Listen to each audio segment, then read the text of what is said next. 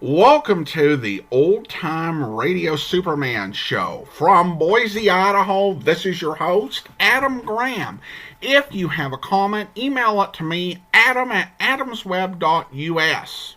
If you enjoy the podcast, be sure to rate and review it wherever you download your podcast from, and be sure and check out our other podcasts, including the Great Detectives of Old Time Radio and The Amazing World of Radio. And for the first time in 4 years, we're back with another Superman serial. We began playing the half-hour episodes in the fall of 2017. So this is going to be fun and a bit different. We're going to be playing the serial The Tin Men. Now, it is not a complete serial, but there's enough of it to be able to follow along, at least the second half. The serial exists with parts 2, a part of part 6, and parts 7 and 8, 10 and 11, and 13 and 14, and there are 14 parts. Now, it is reasonable to say, how can that work? Because you're missing nearly half of the story. And that was my initial thought as well. However, it's important to remember that not every serial works the exact same way. Some Superman serials are one continuous theme, one continuous story from start to finish. However, some will have distinct stories within the serial that are kind of separate from each other.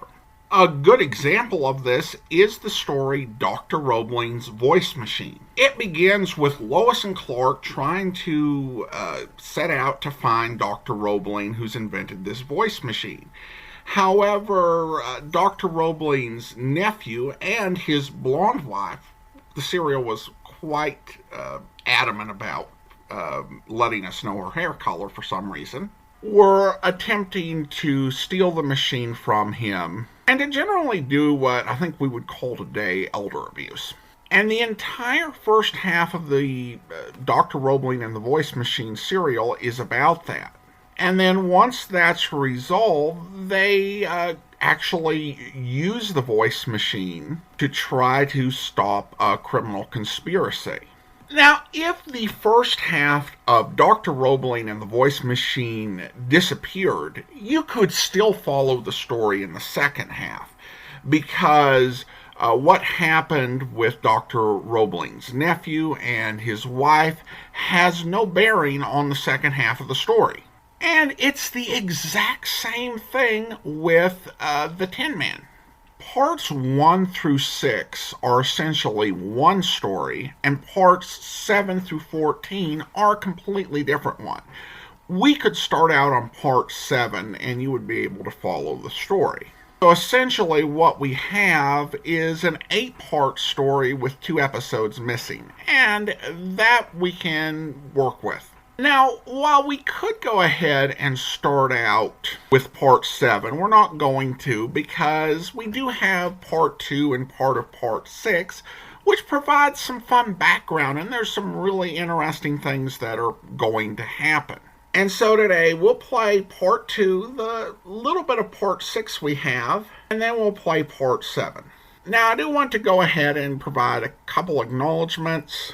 First, if you try and find this serial online, it is really hard to figure out because you've got a lot of part of episodes mislabeled as, in the wrong place. It's like a jigsaw puzzle trying to put together, and it's just a mess.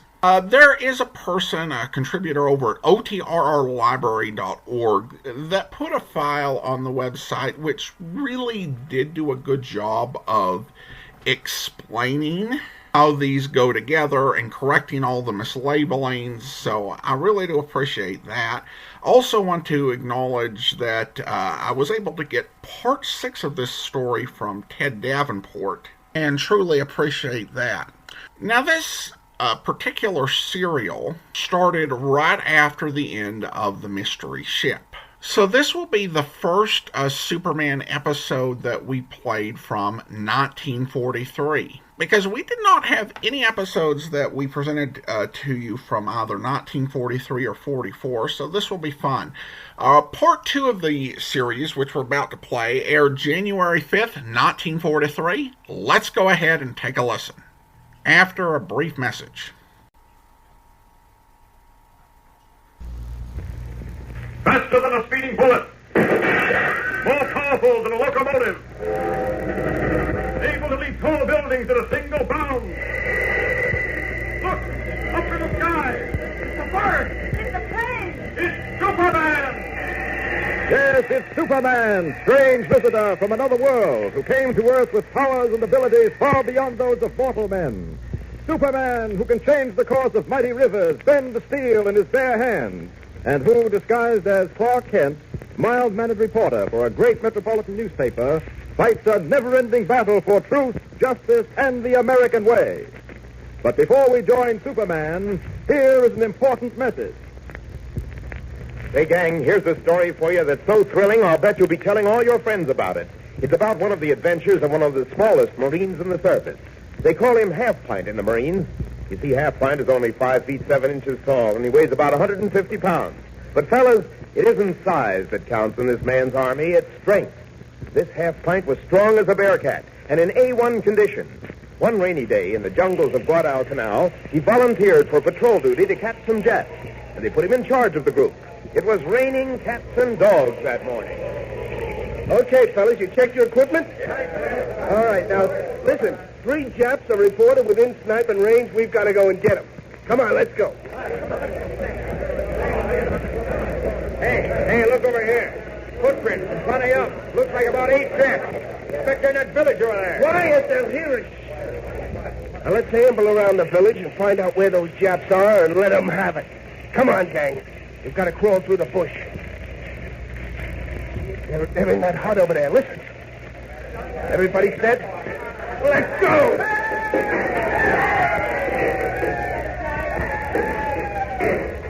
And the Marines did it again. Half-Pint and his patrol wiped out that Jap nest.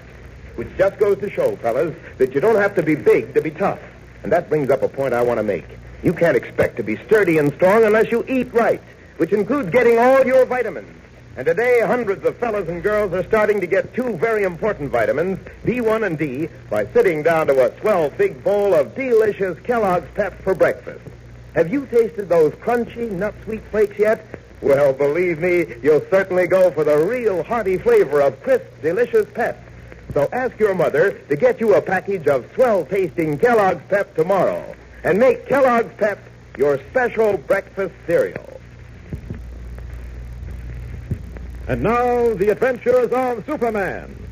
As you remember, Clark Kent, Lois Lane, and Editor Perry White went out to the Metropolis aircraft plant to witness a test of an amazing robot pilot, a mechanical man designed by Dr. Liveright. They found the mechanical man to be almost human, equipped with eyes, ears, and even a brain. Responding to the orders of Dr. Liveright, the mechanical man took off alone in a single-seat open cockpit plane and disappeared into the sky. 20 minutes later, the plane came down with a screaming dive and crashed on the field. When the wreckage was examined, the cockpit was found to be empty. The Tin Man had vanished. Later, while an investigation of the mysterious occurrence was being conducted, Lois accepted an invitation to view the aircraft plant with Professor Jorgensen, a scientist employed there.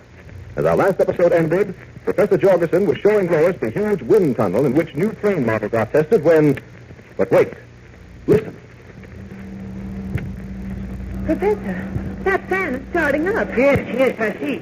We've got to get out of here quickly. Come on. Yes, Professor, I can't move forward. I'm being dragged back toward the fan. Great heavens, so am I. The fan is spinning in reverse. It's the suction I spoke of. What do we do?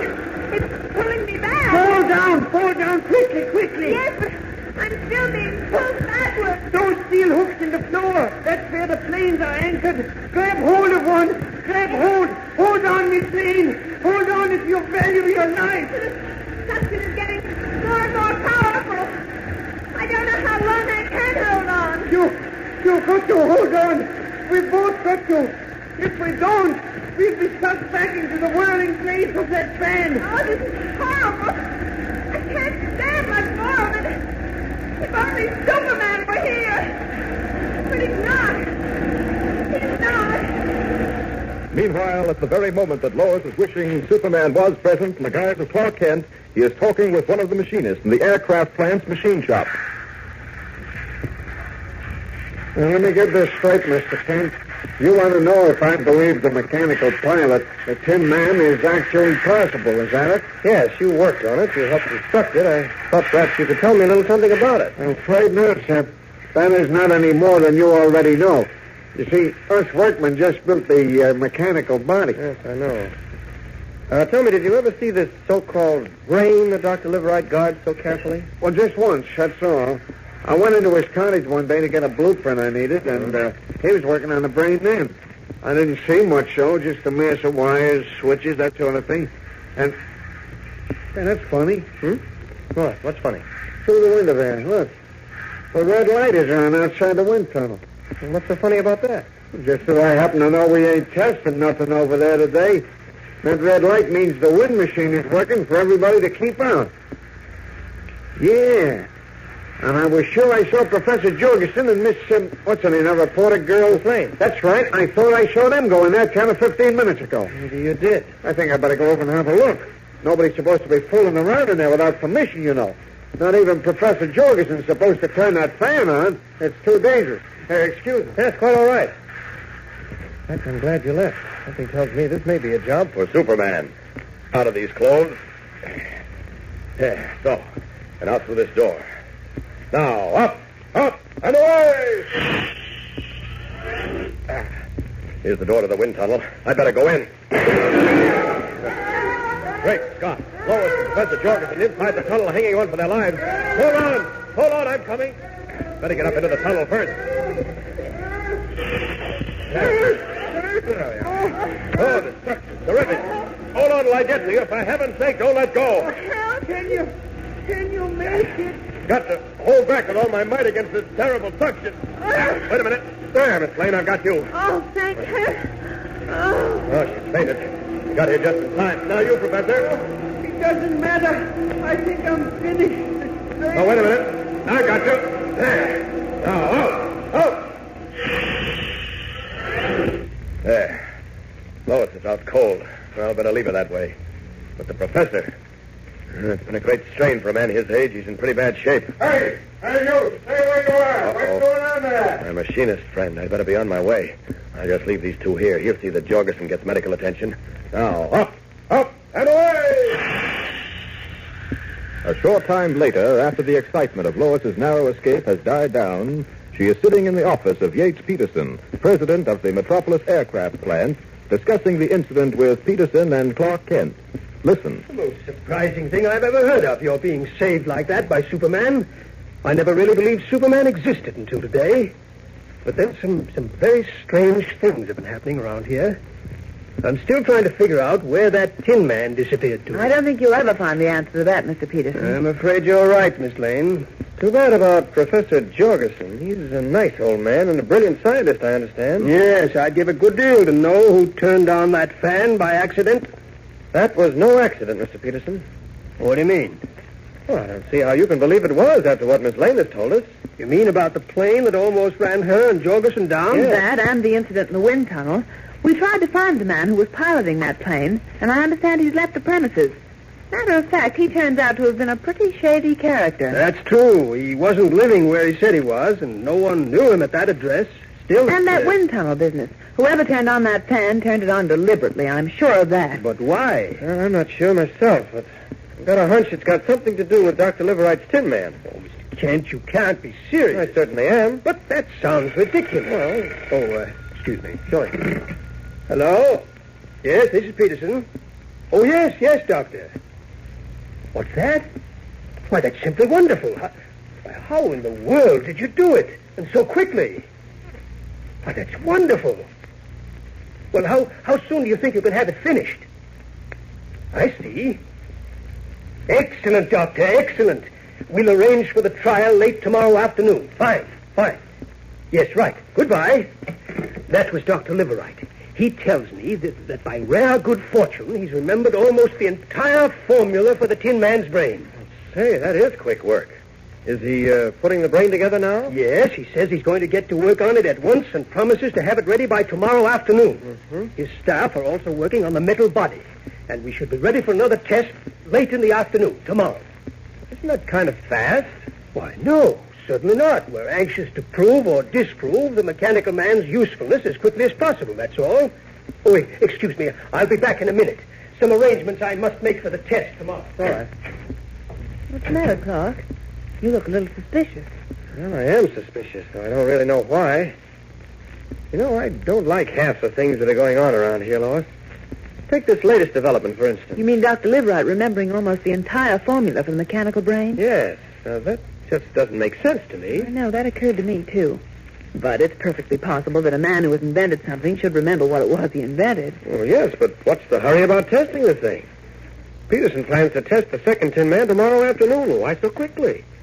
You know, scientists are usually very careful men who test everything carefully before giving it the supreme test. But now here these two are going to test... Well, that's taken care of. By the way, you two will come out tomorrow afternoon for the test? Oh, I'd certainly like to be there. Yes, so would I. More ways than one. What was that, Clark? Nothing at all. Well, fine. Show up here tomorrow about 4 o'clock in the afternoon. And if Dr. Liverite is successful in completing his second Tin Man, we'll have another test. It'll make quite a scoop for the Daily Planet. Yes, it will indeed. Well, many thanks, Mr. Peterson. Come on, Lois. Right with you. Come on now, Clark. What are you holding back for? Oh, I just feel like walking slowly. Yes, of course he wants to walk slowly, for his keen ears are listening to what is going on in Peterson's office. He has heard Peterson pick up the telephone and ask for Dr. Liverite. Give me Dr. Liverite. Come on, Clark, for heaven's sake. Wait a minute, Lois, while I tie my shoestring. Kneeling down, pretending to tighten his shoelace, Kent listens. Hello, Liverite. This is Peterson. Listen, that reporter Kent and the girl, Lois Lane, are getting suspicious. What do you think we ought to do? No, I'm not getting nervous, but... all right. Okay, just as you say. But if they get any nosier, we have to do something about them and do it quick. Right. I'll see you later. Goodbye. Clark, haven't you finished tying that shoelace yet? Yes, just finished, Lois. Let's go. Well, this is a strange turn of events that begins to shed light on the mystery of the Tin Man. In just a moment, we'll return to the adventures of Superman. But right now, here is another important message. Say, gang, isn't it a fact that when you get something extra good to eat at breakfast, it kind of gives you a lift for the rest of the day? I know, it sure does for me. And that's why I want to tell you all about that super delicious cereal, Kellogg's Pep. Because those crisp, golden flakes taste so doggone good that you just can't afford to pass them up. Yes, sir, there's nothing like a big bowl full of crisp, delicious Kellogg's Pep when it comes to downright good eating. What's more, Kellogg's Pep is good for you as well as good to eat. So start right now making delicious Kellogg's Pep part of your regular breakfast, huh? Ask your mother to get you a package of Kellogg's Pep when she's at the store tomorrow. And join the Pep parade right away. Remember, Pep. Get in step. Make your cereal Kellogg's Pep. And now, back to Superman. Unknown to Lois, Superman, in his guise of Clark Kent, has overheard a most revealing conversation between Yates Peterson, president of Metropolis Aircraft, and Dr. Liverite, inventor of the Tin Man. What are these two men up to? Can they have had something to do with the disappearance of the first Tin Man, and with what happened to Lois and Professor Jorgensen? Superman is determined to get at the bottom of this mystery, so don't miss tomorrow's exciting episode. And listen every day, Monday through Friday, same time, same station. Tune in and follow the adventures of Superman. Faster than a speeding bullet. More powerful than a locomotive. Able to leap tall buildings in a single bound. Look! Up in the sky! It's a bird! It's a plane! It's Superman! Follow the adventures of Superman every day, Monday through Friday, same time, same station. Superman is directed by George Lothar and is a copyrighted feature appearing in Action Comics magazine.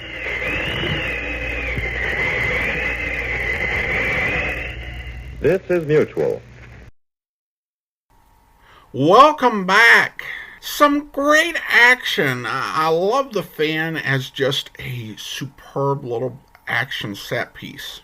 I was kind of puzzled why he was concerned about the machinist seeing him. Like, why did you get nervous about that? Because it seems like Superman's existence is known, though I guess based on the conversation in the office where the manager wasn't sure that Superman actually existed, it sounds as if it's perhaps rumored but not fully confirmed. Those who know Superman exists know, and then everybody else either believes or disbelieves, and I don't know, he's trying to minimize the number of people who know he's Superman. I know at the beginning Superman was trying to keep his existence a secret, which, usually to do that, flying around in a blue and red costume is very helpful.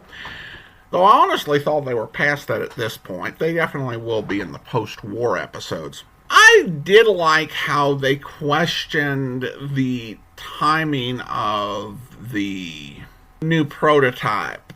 Essentially just talking, like reasonable people, like, that's not how science is supposed to work.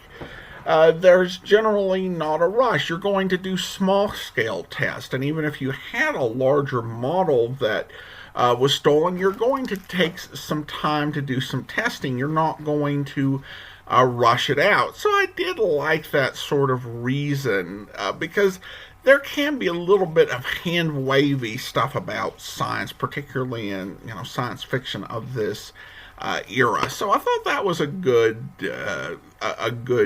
bit in there. We also did have a difference in pronunciation, where most people were calling the scientist Dr. Liverite, and then you had the manager calling him Dr. Liverite. So, and that can happen in audio productions where, and maybe in film and television as well, that the director is focused on something else, and doesn't notice that some of the actors have taken entirely different pronunciations from how things are supposed to be pronounced and how people in that world would pronounce it. I also kind of question the scene with Clark and Superman's super hearing, where he has to stay in the office hallway to hear through the door. That's not much range for the old super hearing. Of course, I've grown up on Superman, just this past year in the Superman and Lois series. Superman flew up into the sky and listened to the whole world. Of course, this is 1943, but even by then, I think the super hearing range was a little more than that. So that was a little bit of an odd scene that he has to stay that close. And Lois is probably just looking at him like, my grandmother taught me to tie my shoe and, a lot quicker than you. I did that when I was 5. What is taking you so long down there? Just tie my shoe. But at any rate, we actually get to have the super hearing used, which is kind of a neat power to see displayed here in the radio program. Now let's go ahead and we're going to get on to part 6, or what we have of part 6. Now I will say that there was a little bit more of this. We had the opening to Superman, and we had the commercial. However, that was really, really fragmented. It would skip words, it would skip sentences. So it was a bit of a mess, so we're not playing that. And I've tried to, and I should say on all of these, that there can be issues with repeats in the sound and skips. I've tried to clean up the worst parts of it, but do bear with us. These are somewhat rare recordings of 80-year-old programs, so your understanding is appreciated. With that said, let's go ahead and take a listen to the main plot part of the Tin Man Part 6 from January the 11th of 1943. Of Superman. Superman, in the guise of Clark Kent, is now trying to solve the mystery of the Tin Man, an amazing mechanical man built by a certain Dr. Liveright. The first Tin Man vanished under very strange circumstances. Dr. Liveright, however, constructed another, which, as our last episode ended, he was demonstrating to an audience of stockholders of the Metropolis Aircraft Corporation, to whom he wanted to sell the invention for $250,000. But something went wrong with the demonstration. The mechanical man, nicknamed Robert, refused to obey Dr. Livright's command and began to act as if it had gone crazy. Pandemonium broke loose in the audience as the mechanical man, totally out of control, began to stride across the stage. Listen. Look, he's walking again. Stop, Robert. I did not tell you to start walking. Stop him, Liveright. Stop him, I say. Something must have gone wrong. Yes, but I don't know what, Mr. White. Stop, Robert. Stop. What? Did you hear that, Lois? Yes, look, he's coming straight for me. Stop him! Stop him! What? Can't you control that monster? I don't know. I don't seem to be able to heaven's sake, turn some dials. Talk to him. Do something. Robert, stop. Stop, I Look say. at the audience. They're beginning to run out. Dr. Liveright, in the name of heaven, do something quickly. There's nothing I can do, I tell you. The Tin Man is out of control. There's absolutely nothing I can do. There's a good deal you can do, Dr. Liveright. What? What did you say? I said there's a good deal you can do. And the first thing you'll do is confess. Confess everything. Look, he's pointing his steel finger at Dr. Liveright. The thing's gone mad. Run, everyone. Run for your lives. Mr. White, am I hearing right? Yes, listen. The mechanical man is crazy, I tell you. He's done this thing. Not at all. Be calm, ladies and gentlemen, and hear what I, the Tin Man, have to say. You have come here to see an amazing demonstration of a walking, talking, seeing, and thinking mechanical man that Dr. Liveright claims to have invented. Dr. Liveright was going to show you how I obeyed his every command. I will not obey his command, since he is not worthy to command me. Silence!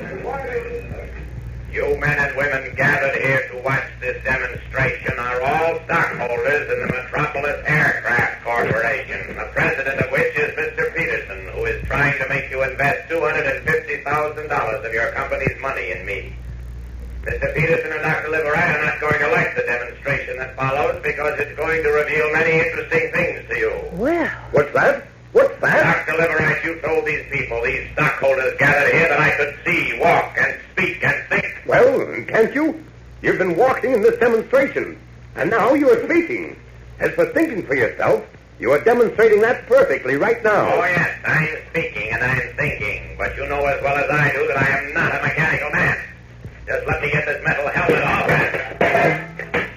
There, it's off. Mr. White, it's a man. There's a man inside that mechanical robot. Man, nothing. That's Clark Kent. What? Chief, and thanks for the compliment. I didn't mean that. That's okay, Chief. I know what you meant. Stop those men. Dr. Liveright and Mr. Peterson are running off the stage. They won't get far. The crowd's blocking them. Now, they've got them.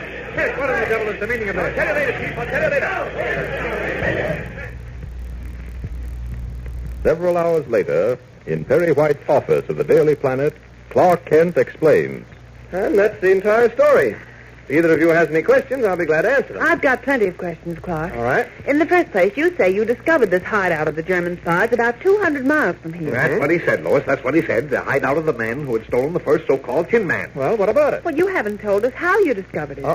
Professional secret, if you don't mind, Miss Lane. You can read all about it in the feature story I've written for tomorrow's afternoon edition. And then there's the element of time. That demonstration this afternoon took place at 3 o'clock. Mm-hmm. By your own account, you were at the German hideout at noon today.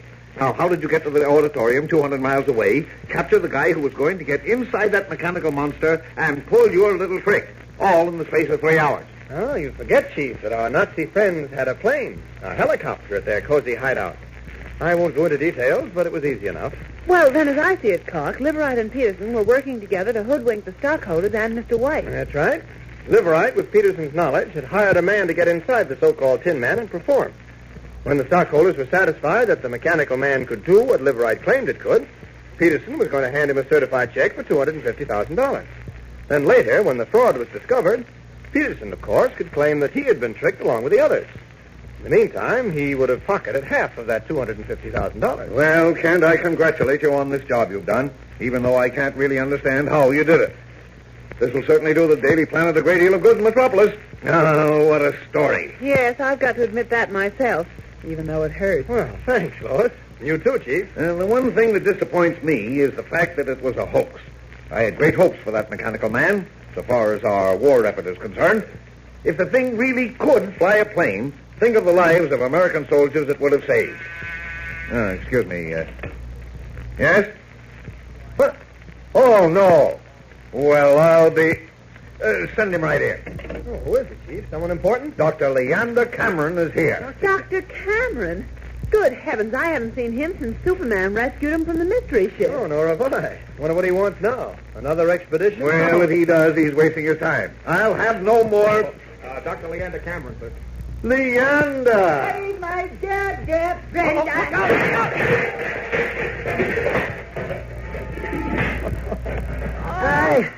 I think I must have tripped again.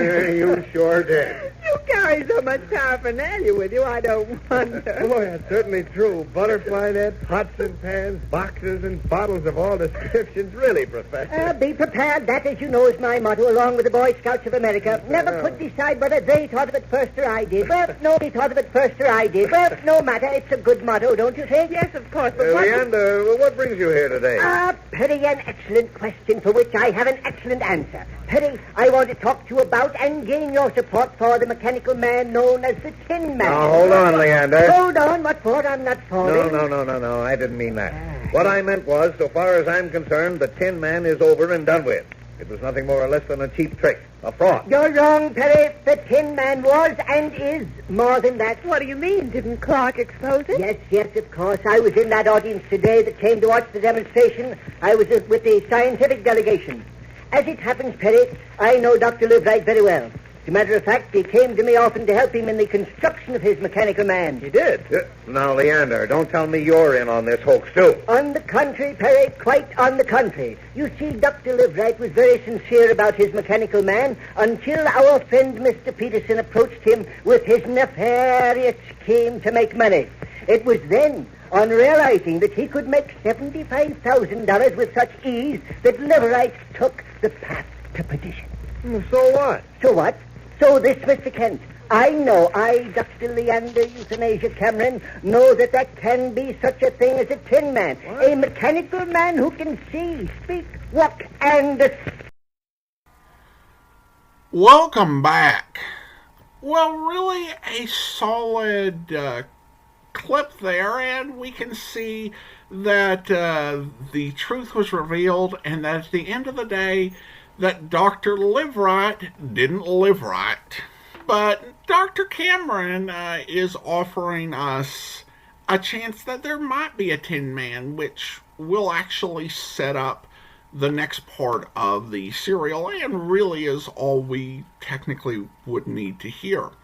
Now, this little bit we get definitely does make me feel like it is a shame that there is so much of the World War II Superman that is missing. We essentially have practically nothing for all of 1943 and 44, and most of the first half until the fall of 1945 is pretty much missing, with just a few exceptions. Because this sounds like a really fun and exciting era to listen to, although of course you have the backdrop of war, which I think definitely for kids listening would have, I guess, been a bit of encouragement and occasionally a bit of escape when the real life headlines were grim and the adults were worrying quite a bit. But Dr. Cameron seems like just such a fun,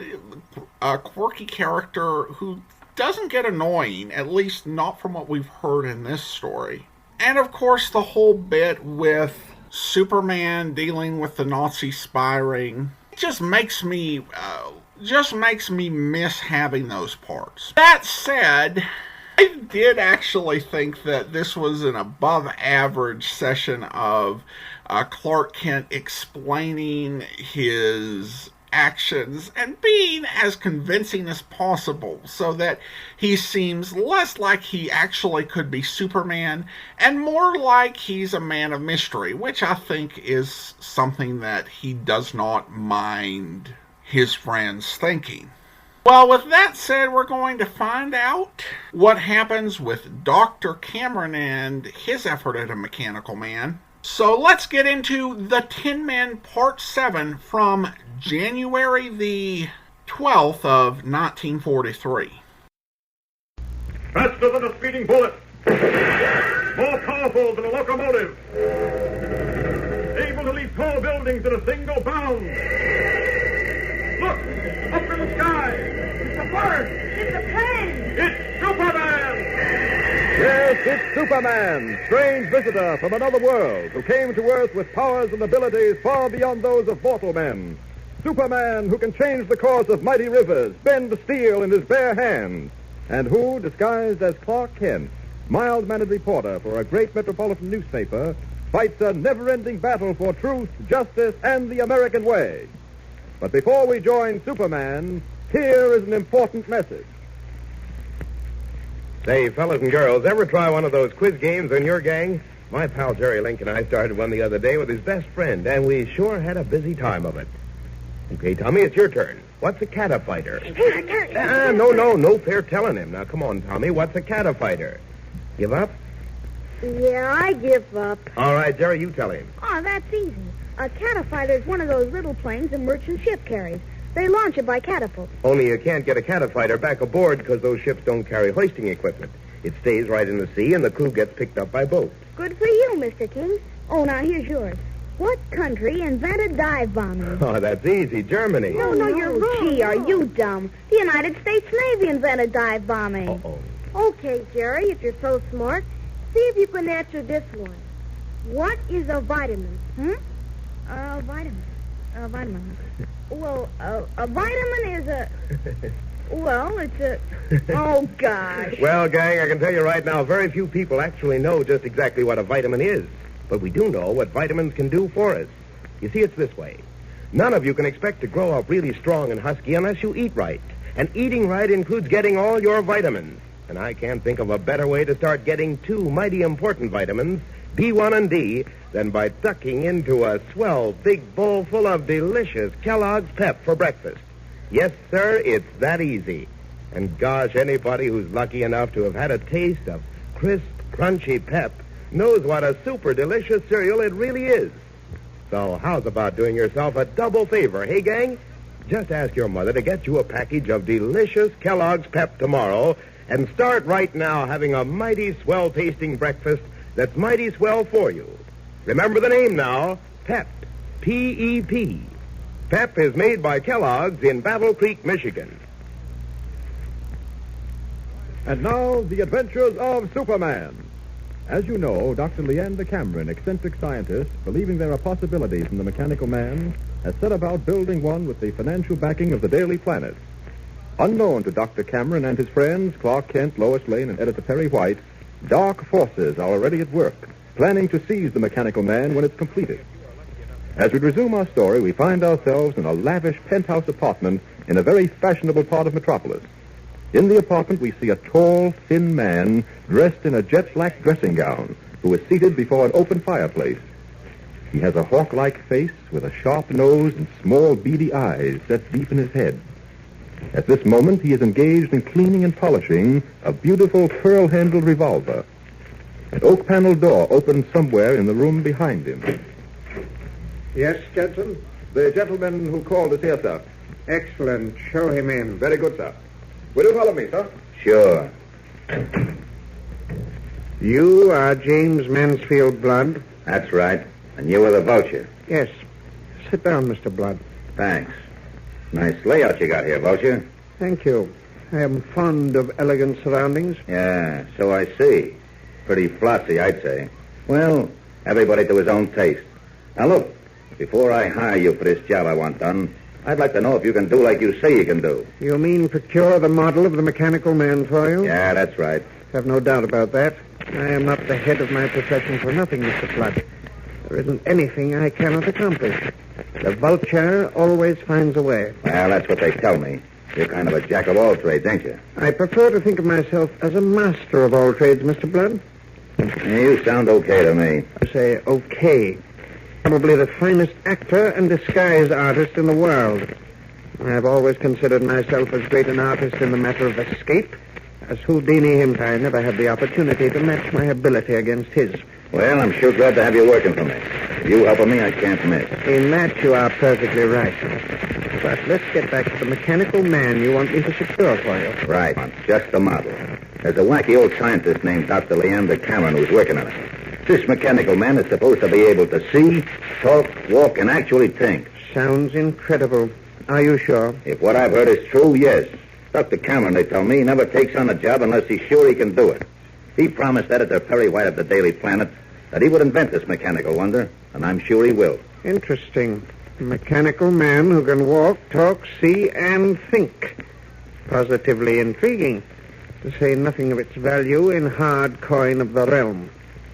I'm told millions could be made out of such an invention. There isn't a government in the world who wouldn't pay plenty to possess the plans of such a device. By George, we could sell it to the highest bidder. We? You mean I could? Remember, Vulture, you're working for me. Oh, yes, I am working for you. I had forgotten for the moment. Where is Dr. Cameron's laboratory located? All the dope is on this sheet of paper. I wrote it out for you so as you wouldn't forget. Excellent. I shall begin at once to make inquiries as to the progress of the mechanical man.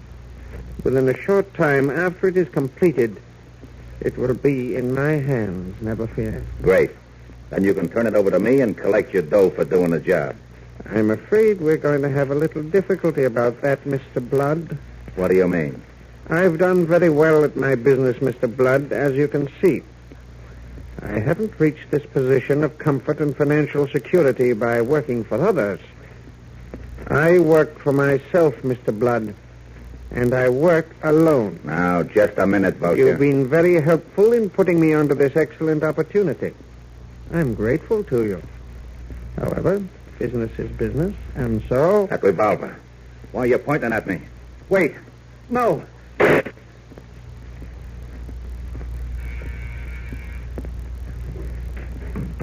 You rang, sir? Yes, Judson. The gentleman seems to have overstayed his welcome. Take him away. And so enters our story, The Vulture, a villain destined to play an important role in the lives of our friends, especially in the life of Superman. Our scene now changes to the laboratory of Dr. Leander Cameron. Dr. Cameron is seated before a workbench on which stands a foot-high replica of the mechanical man. With several long instruments that look like needles, he is fitting something into the head of the mechanism. Nicodemus, Dr. Cameron's helper, stands by. Listen.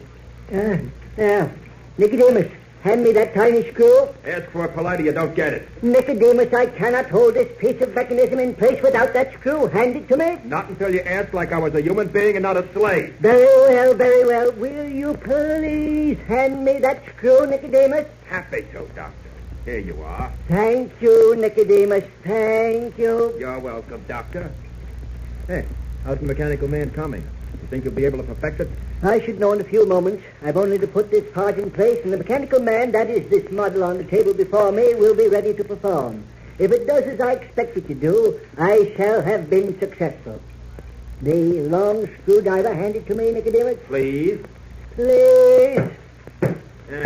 There's the signal now. I'll go to the door. Ask who's there first. I'm expecting Clark Kent to watch my demonstration, but be sure before you admit him. Okay.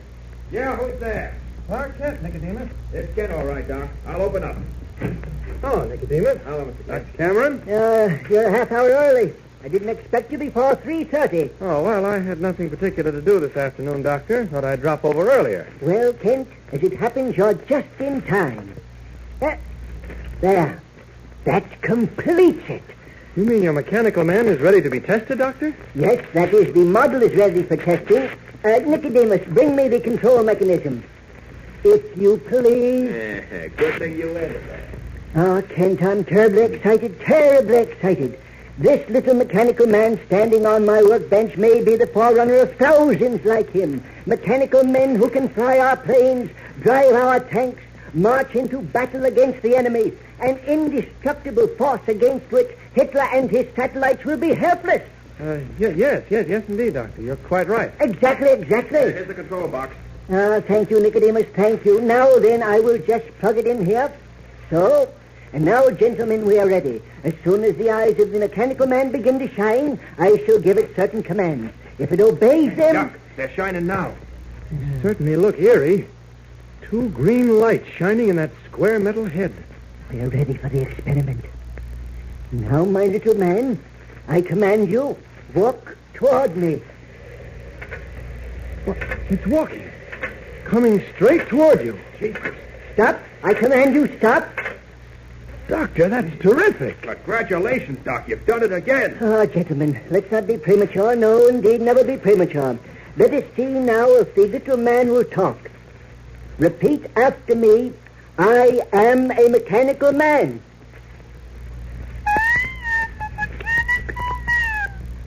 Great heavens, Doctor. That's astounding. A simple scientific achievement, actually, Kent. The reaction of sound waves on a mechanism similar to a talking machine. But come, I'm anxious to see if the mechanism can think for itself. As you see, I have erected a difficult obstacle. I'll tell the mechanical man to walk to the other end of the table. Let us see if he has the brain power to overcome the obstacle. Little man, walk to that end of the table. Amazing. Simply amazing. Yes, by heavens, he's walking toward the obstacle.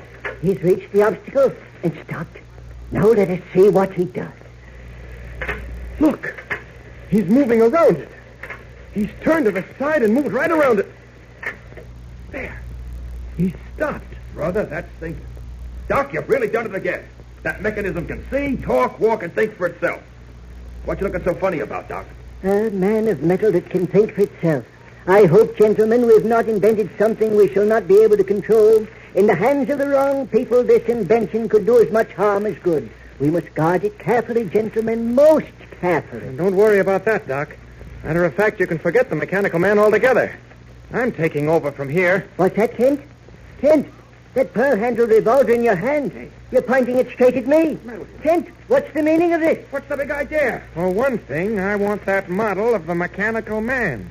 For another thing, I am not careful, Nicodemus. Nelson, Juniper, now that I really look at him, that man is not Clark Kent. No, I see that now myself. He's wearing a clever disguise. But if you're not Clark Kent, who are you? I, Dr. Cameron, am called the Vulture. Shocked into speechlessness, Dr. Cameron and Nicodemus can only stand and stare at the strange-looking individual who only a moment ago had appeared to be Clark Kent. In just a moment, we'll return to the adventures of Superman. But right now, here is another important message. Say, gang, how many of you are lucky enough to have a dog at your house? Well, I'll bet you take just about the finest care in the world of him, and you make sure he gets plenty of the right kind of husky. And you know, the same thing applies to every one of us, too. Well, you can't expect to be a really strong, sturdy fellow or girl unless you eat right, which includes getting all your vitamins. And say, when you start the day with a bowl full of super delicious Kellogg's Pep for breakfast, you're on the way to getting 2 mighty important vitamins, B1 and D. So don't waste any time treating yourself to one of the best doggone breakfast cereals you ever put a spoon to. Ask your mother to get you a package of delicious Kellogg's Pep tomorrow. And remember... Pep, Pep, get in step. Make your cereal Kellogg's Pep.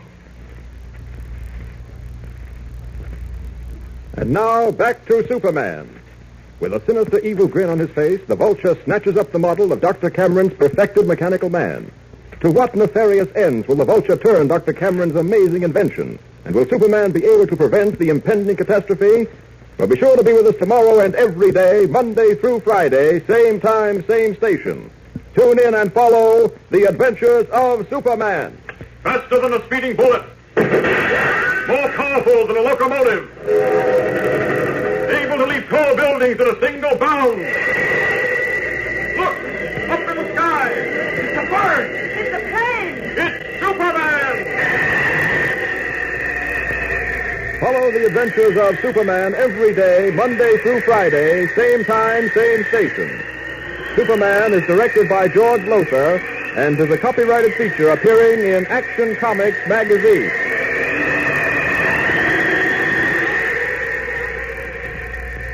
This is Mutual. Well, an absolutely impressive villain entrance by the Vulture. You know, I think the listener might have thought that, Mr. Blood was going to be our villain, and he just pulls the rug right out from under Mr. Blood and gets rid of him in short order. Though I kind of wonder, did he shoot him with the revolver he was cleaning? Because I don't think people generally have bullets in the gun when they're cleaning it. Well, he could have had another revolver in there. That's always a possibility. But then you get to the scene with Dr. Cameron and Clark Kent entering, and the Vulture's gonna make a move, and this just really surprised me. I remember just being floored when I listened to this, and it's like, it's not Clark Kent, it's the Vulture. And I was like, okay, I was not expecting him to move that fast. But that was just a great twist. I really, really love that. And it's a great, like I said, just a superb introductory episode for a villain. I can't recall any episode of Superman that introduced a villain so well over the radio program. You're just immediately like, this guy is going to be a challenge. Just incredibly cold-blooded, incredibly efficient. I did find myself a bit curious about the personnel issues between Dr. Cameron and Nicodemus. I was like, okay, so do you guys do this every day, or has Nicodemus just reached his limit today? Because that could get a bit monotonous. Though I think from the writer's perspective, that little bit of back and forth was, I think, a bit too kind of distracting, maybe a bit of misdirection. So overall, a really effective episode, and I hope you enjoyed it. Just so much fun. Now, we will be back with Part 8 on Wednesday, which aired January 13th, 1943. And as I was doing, I think since the second or third year of the podcast, I don't have any opening commentaries on the Wednesday programs. In fact, I, technically probably shouldn't have come out with to talk after this episode in alignment with the way that I've been doing things, but this episode was just so much fun, I needed to talk about it on its own. But in future installments on Sunday, there won't be any post-episode commentary. That will be just on Wednesday. And we'll be doing this for the next 3 weeks. So this week, and then the 2 weeks following. But that will be all. If you do have a comment, email it to me, adam@adamsweb.us. Be sure to rate and review the podcast. From Boise, Idaho, this is your host, Adam Graham, signing off.